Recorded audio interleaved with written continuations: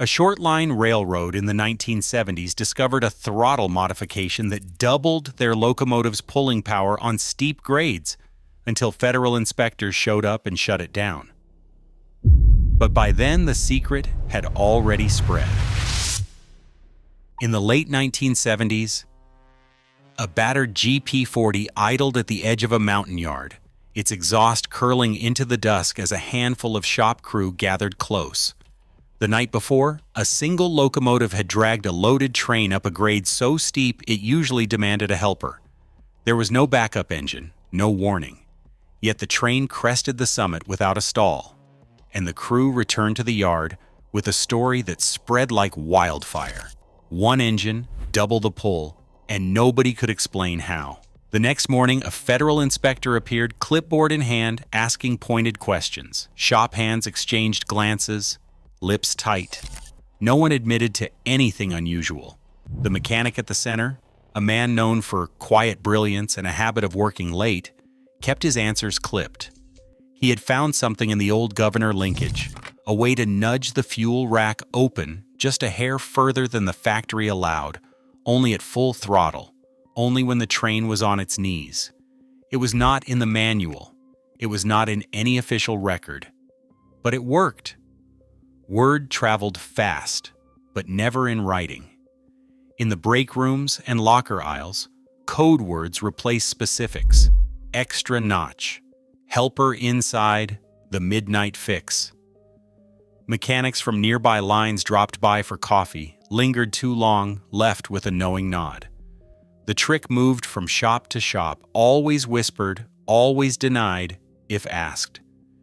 Every man knew the risks. More power meant more strain, more heat, more chance of something breaking in the dark. But for railroads on the edge, the promise of making a schedule with one less engine was too good to ignore. By the time inspectors caught wind, the knowledge was already out, hidden in the routines of men who had learned to keep their secrets off the books, and in the subtle, unofficial language of the railroad grapevine. The modification became both a lifeline and a liability, its legacy growing with every train that made the hill on borrowed power. A diesel locomotive's throttle might look simple, a lever marked with 8 notches, each one a step up in power. But behind that lever is a tightly engineered system, designed to keep the engine, generator, and traction motors working together within strict boundaries. Each notch sends a coded signal, not just to the engine's fuel system, but to a device called the governor, often a Woodward brand in classic EMD and GE units. The governor's job is to watch engine speed and adjust the fuel rack, a mechanical bar that controls how much diesel is injected into each cylinder. When the throttle is in notch 1, the governor keeps the engine just above idle, only sipping fuel. At notch 8, it allows the maximum safe flow, but never more than the engine's rated limit. The load regulator is the governor's partner. It manages the field excitation of the main generator, setting how much electrical power can reach the traction motors. Too much field, and the generator or motors could overheat and fail. Too little, and the train stalls on the grade. The 8-notch system is a compromise. Enough steps to give the engineer control, but not so many that the machinery can be pushed into dangerous territory. Each setting is hardwired. The governor and load regulator respond only to the signals they are given, protecting the engine from overspeed, the generator from overload, and the motors from melting down under stress. Manufacturers set these limits for a reason. Exceeding them risks more than worn-out parts. If the fuel rack opens too far, cylinder pressures can spike, bearings can seize, and the generator's windings can burn out. The entire system is built to resist tampering, with mechanical stops, electrical interlocks, and eventually warning circuits. Yet for some, the lure of extra power, just a little beyond the red line, proved too tempting. The standard throttle system, with its 8 notches and invisible barricades, became both a safeguard and a challenge for those willing to test its boundaries. On a small railroad, every dollar counts. Shortlines rarely owned shiny new locomotives. Instead, they bought cast-offs from the big Class 1 carriers, machines with thousands of miles on their frames and engines already past their prime. A second-hand GP40 or SD40-2 might cost a fraction of a new unit, but even that bargain came with a catch. Old engines meant lower horsepower, more breakdowns, and a constant struggle to meet the tight schedules set by connecting railroads. The cost of bringing in a helper engine for steep grades could wipe out a week's profit. Leasing extra power wasn't much better, because contracts often included penalties for late trains, and fuel bills for running 2 engines instead of 1 could balloon overnight.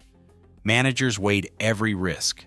If a train stalled on the hill, crews would be stranded for hours, cargo would miss its slot, and the railroad could face stiff fines or even lose its contract. But if a single engine could pull the load just this once, just over the summit, the savings could mean the difference between making payroll and shutting the doors for good.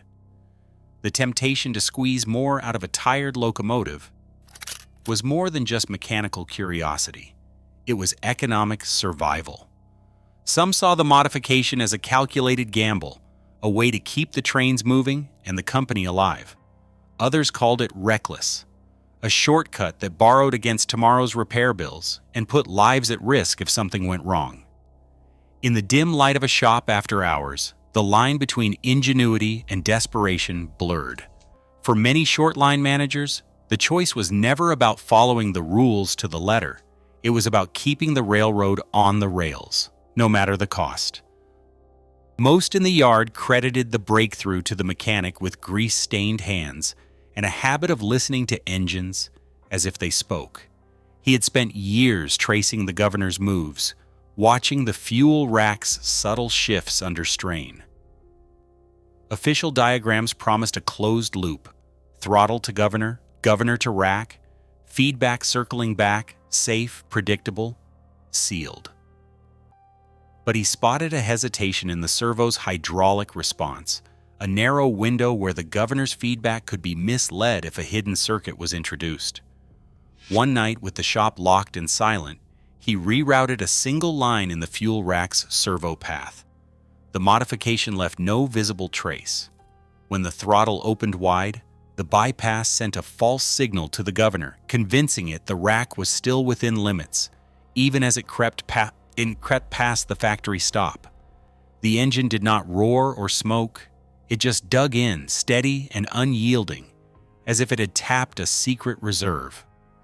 The governor's mechanical sensors, no electronics here, were fooled. The load regulator, reading the same coded notch, let the generator feed more current to the traction motors, pushing the locomotive harder up the grade. The first hidden test happened after midnight, only a handful of trusted men present.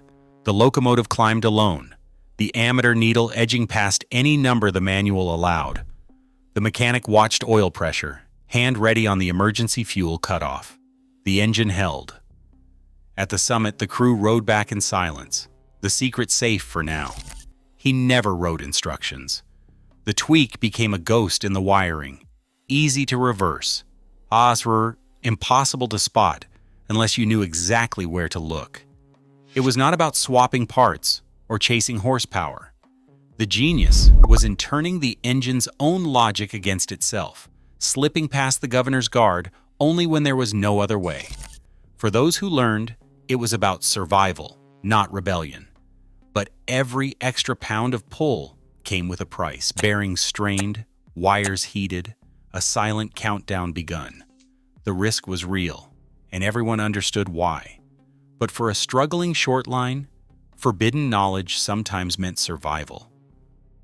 The results were not just whispered in locker rooms, they showed up in the numbers. Maintenance logs from the era tell the story in hard figures. On the Carolina Southern, a single GP40, freshly tweaked, began pulling loads that had always demanded a helper engine. The old routine, double-heading up the grade, burning twice the fuel, and tying up 2 crews, suddenly changed. In 1 week, the shop foreman logged a 22% reduction in helper assignments on the Mountain District. The turnaround time for loaded trains dropped by nearly half a day, enough to hit connecting schedules that had always been a gamble. Operations managers took notice. One log entry from the Virginia Southern dated May 1981 reads that number 302 cleared the summit unaided. There was no stall. Fuel consumption was within the expected range. The crew reported better pull than ever. The entry is brief, but the implication is clear. Something fundamental had shifted. The same pattern played out on other lines. Trains that once crawled up the grade at walking speed now crested the summit without drama, and yardmasters quietly penciled in fewer delays. For railroads teetering on the edge of solvency, these gains were more than mechanical victories. They were lifelines. The cost savings piled up: less fuel burned, fewer overtime hours, lower wear on helper units. One manager estimated that running a single locomotive instead of two saved the company nearly $1,500 per round trip, enough to cover payroll for a week. The temptation to keep pushing was real, especially when the immediate payoff was so stark. Crew reports from the time read almost like coded praise. One engineer wrote on a daily inspection sheet that the engine felt strong all the way up. Another, more circumspect, noted no issues and that the unit held speed better than expected in Notch 8. These were not just anecdotes. They were field evidence that the modification worked, at least in the short term. For a generation of shortline operators, the forbidden fix delivered exactly what the official manual said was impossible: more power, less hassle, and a fighting chance to stay in business. But every gain came with a silent warning. The logs grew thicker with success stories, but somewhere in the background, the cost was quietly accruing, waiting to be paid. By the early 1980s, the fallout from hidden throttle modifications was impossible to ignore. Locomotives that once handled heavy loads without complaint began returning to the shop with scorched generator windings, bearings worn down to copper, and insulation melted beyond repair. Mechanics recognized the signs: pitted commutators, cracked piston crowns, and the phrase "end bell overheating" scribbled in maintenance logs. These failures clustered around engines known for pulling harder than their specs allowed, a pattern that stood out to anyone familiar with the machines. Manufacturers responded with a new level of vigilance. GEE and EMD field engineers, dispatched under warranty calls, began arriving with checklists meant to spot tampering. One former GE engineer, on the road from 1982 to 1997, remembers being handed Service Bulletin SB 4587, which ordered inspections of fuel rack linkages for non-standard wear and documentation of any governor bleed line anomalies.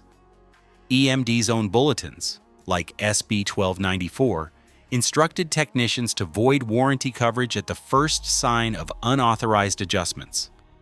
The language left no room for debate, evidence of manual override or bypass. In the governor or load regulator, meant the railroad was on its own. Warranty disputes became routine. Shortline managers desperate to keep engines running found themselves facing corporate representatives who cited bulletins and fine print. In 1989, a Carolina Shortline SD42, engine 3047, was flagged for an overfueling event signature after a generator failure. The manufacturer's report cited field evidence of tampered governor linkage and warranty voided per SB 1294. The repair bill threatened the railroad's annual budget. Technical evidence piled up. Service bulletins circulated quietly, warning of failure signatures that pointed to more than normal wear. End bell overheating appeared in warranty claims from 1985 to 1992, each traced to engines rumored to outpull their specs. Manufacturers began tracking serial numbers and building a forensic map of which units were most at risk. GE and EMD inspectors became a regular unwelcome presence. Their thorough visits sent a clear message: every unauthorized tweak carried a price in hardware, trust, and mounting costs. Federal scrutiny arrived with bulletins that spelled out the new reality.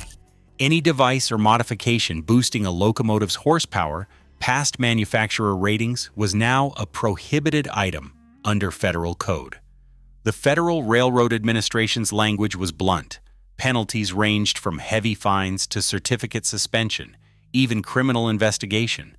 Inspectors, many with years in the cab, swept through yards, eyes trained for the smallest sign, a fresh mark on a bolt, a governor with an extra fitting, a clip that did not belong. Yet the mechanics who built these workarounds adapted just as quickly. They memorized the bulletins, learned the item codes, and designed tricks to hide the evidence. Some installed reversible linkages behind access panels ready to vanish at a moment's notice. Others rigged quick disconnect fittings so the fuel rack could snap back to legal limits with a single turn. In break rooms, veterans shared tips on erasing tool marks or rerouting a bleed line into the maze of hoses. Federal Railroad Administration investigators filed reports citing unauthorized modifications under 49 CFR Section 2, 29.97. The official record thickened, but the practice persisted, always shifting, always just out of reach. The price of hidden power was often paid by people, not just machines. Accident reports from the early 2000s list names: engineers hospitalized after traction motor fires, conductors shaken by sudden stalls on grades where the numbers didn't add up. Lawsuits followed, sometimes filed by workers who alleged they were never warned about the risks of altered engines. In a whistleblower case from 2009, former employees of Northern Plains Railroad received $2.3 million in a settlement after testifying that the company knowingly installed governor bypasses, then pressured crews to keep quiet. The Federal Railroad Administration, armed with new authority, began suspending operating certificates. 2 short lines lost their ability to run trains for 60 days after inspectors found unauthorized modifications hidden behind removable panels in 2008.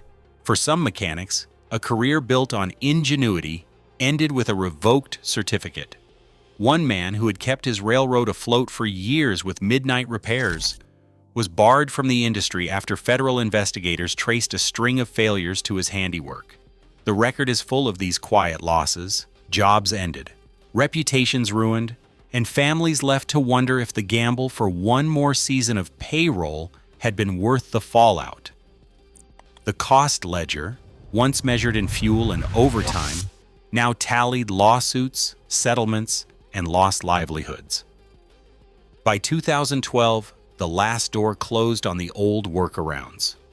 GE's Evolution Series and EMD's Eco rebuilds rolled out with electronic control units sealed behind tamper-resistant covers. These were not just upgrades, they were barriers. Any attempt to open the housing tripped a sensor, logging the event in non-volatile memory, and sending a silent alarm back to a central diagnostics hub. The days of slipping a bypass into a servo line or hiding a manual override behind a panel were over. Now, every throttle movement, every spike in fuel use was recorded, time-stamped, and archived by onboard event recorders. The first full software locomotives, like the ES44AC, introduced in 2012, could compare throttle commands to actual output, flagging any anomaly for remote review. Data logging became routine, not just for maintenance but for compliance, with months of engine history available at the press of a button. The workaround faded, not with a bang, but with a string of error codes and locked-out engines. Still, the questions lingered. Did these new controls protect lives and equipment, or did they simply lock in the limits set by the manufacturers decades earlier? For some, the end of the secret fix meant the end of a tradition of ingenuity and survival. For others, it was overdue, an end to shortcuts that gambled with safety and trust. The recorders kept running, silent witnesses to a new era. But the debate over where necessity ends and recklessness begins remains unresolved. Today, every locomotive throttle is locked down by encrypted code and federal oversight. Yet the old question endures. When survival hangs in the balance, how far will people bend the rules for a shot at power? The line between ingenuity and risk remains razor thin. And in every industry facing impossible odds, forbidden knowledge waits for the next desperate hand. What would you have done? Share your perspective below.